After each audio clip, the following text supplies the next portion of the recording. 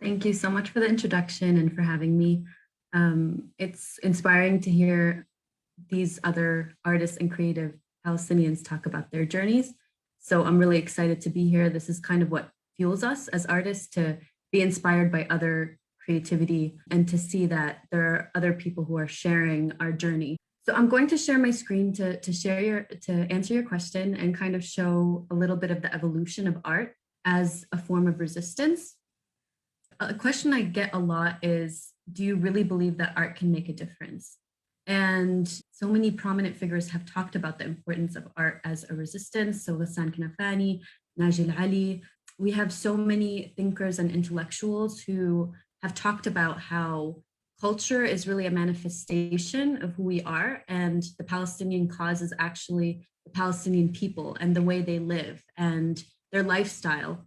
And so I think art is a really important tool. And here you see some of the symbols that have been used in art. Sometimes we see these in visuals, but we really don't understand what they represent. So for example, cactus represents the destroyed Palestinian villages.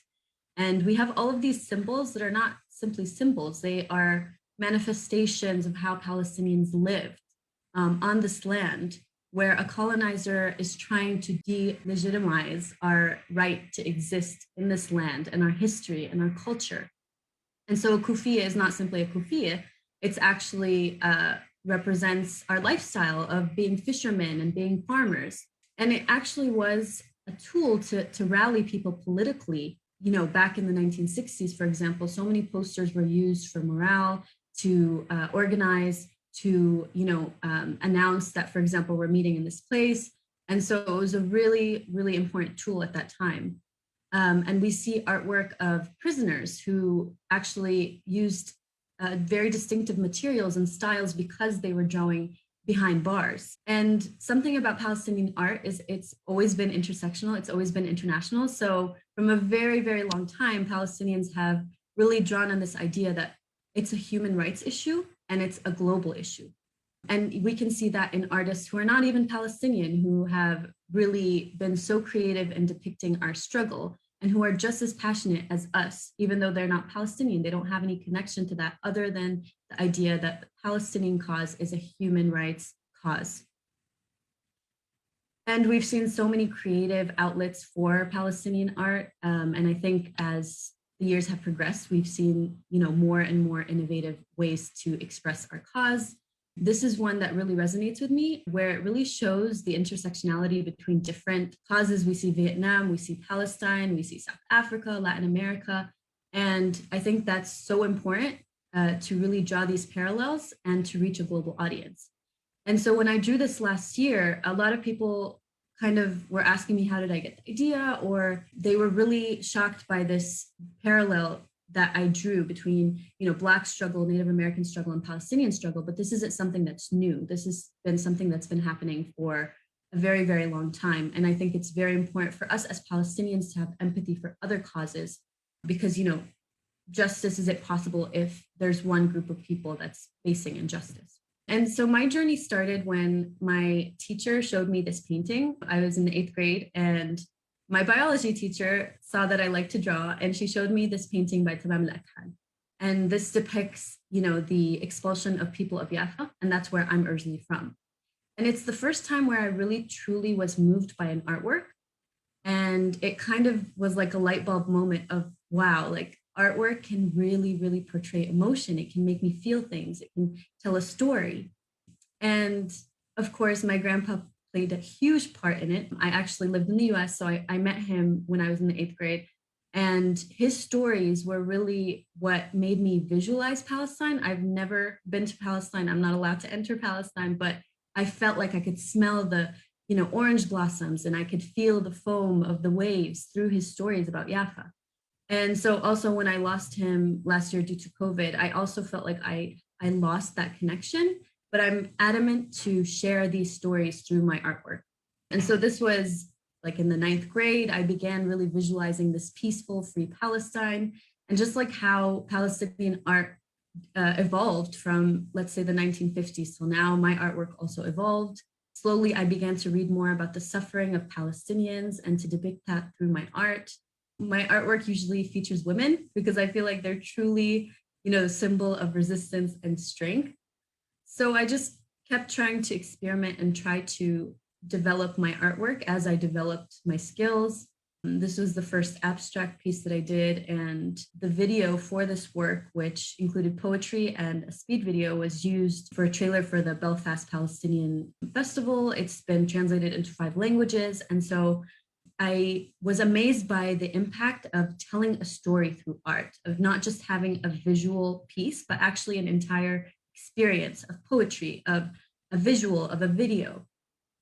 And so slowly my style progressed. I am always trying to, find new ways to express what I feel for Palestine. So this was my first political cartoon where I responded to, the things happening in Gaza while we were all busy watching the World Cup. Political cartoons, I feel like, are my angry outlet, and they have a lot of satire in them. And so I progressed to digital art. As I mentioned, I'm always trying new techniques. This was a work that won the Ghassan Kanafani Arts Resistance Scholarship. It tells the story of art and how intersectional that is. And I was amazed to read that Ghassan Kanafani was actually the one that inspired and really encouraged Najil Ali to, as a young child, to pursue art. And so that's really important. And most of my work really dives into the root of colonialism, because the entire Middle Eastern and African region are really victims of colonialism from the 19th century, the 20th century. And so even right now I'm studying Masters in Global Affairs. This is something that I'm really exploring, of how we need to really describe Israel as a colonialist project, not just an occupation, and that it's an extension of French, European, American colonization. So I've experimented with face painting. This was something that I did to draw parallels between COVID as a virus and Zionism as a virus. I've worked with salt, I've worked with sand, I've done murals. And, art is not an easy path, but I'm so glad that I've stayed true to who I was and I really pursued this path.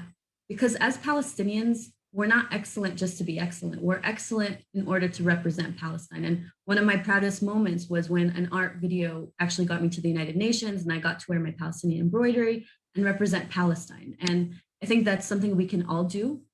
We can all excel in whatever field we're in. You don't have to be an artist. Whatever field you're in, you can definitely excel and represent Palestine. And so I included this just because I worked as an art teacher in Jordan, and I was so shocked that young students didn't even know who Hamdallah was. And I think it's so important for us to keep these symbols alive with the younger generation, because honestly, Hamdallah is one of my favorite characters, and it's definitely something that drives me as an activist. And so part of my work is we go to refugee camps, we go to underserved areas where Palestinians live in Jordan, and we hold artistic workshops that really allow them to be proud of their Palestinian identity. Because obviously, one of the, let's say, symptoms of colonialism or aftermaths of colonialism is this idea that we're inferior, this inferiority complex that I suffered from when I was in school in the United States, where I didn't want to say I was from Palestine because I was embarrassed, because I didn't think it was cool. And youth in Jordan face that as well, where they feel like they're not proud of their Arab or Palestinian identity. And so this is something we're trying to change.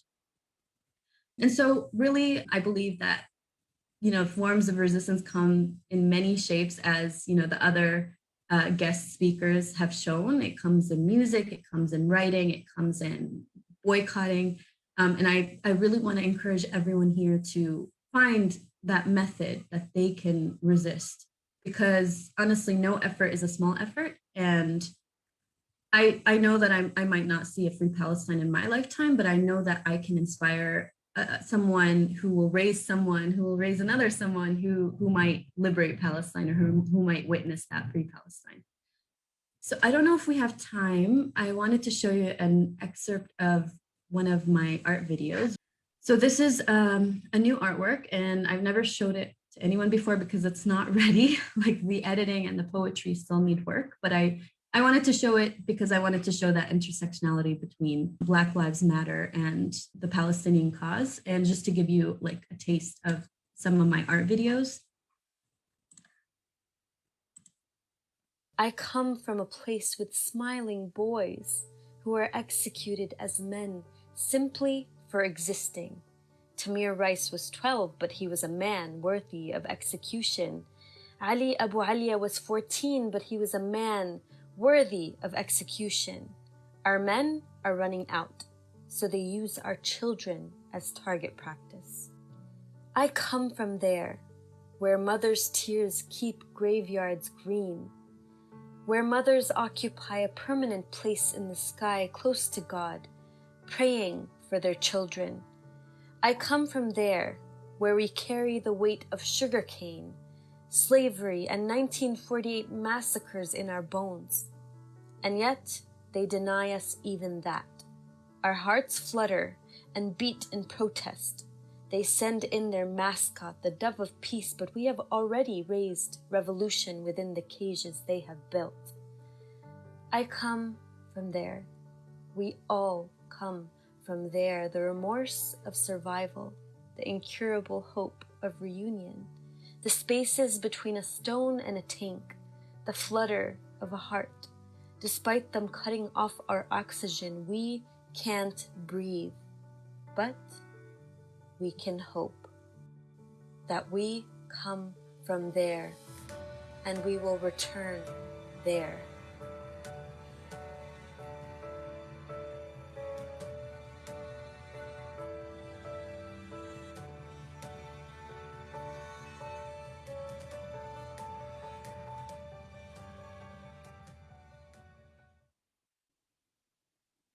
Thank you, Dina. That was amazing. And thank you so much also for giving us really that exclusive look at the excerpt that you just showed.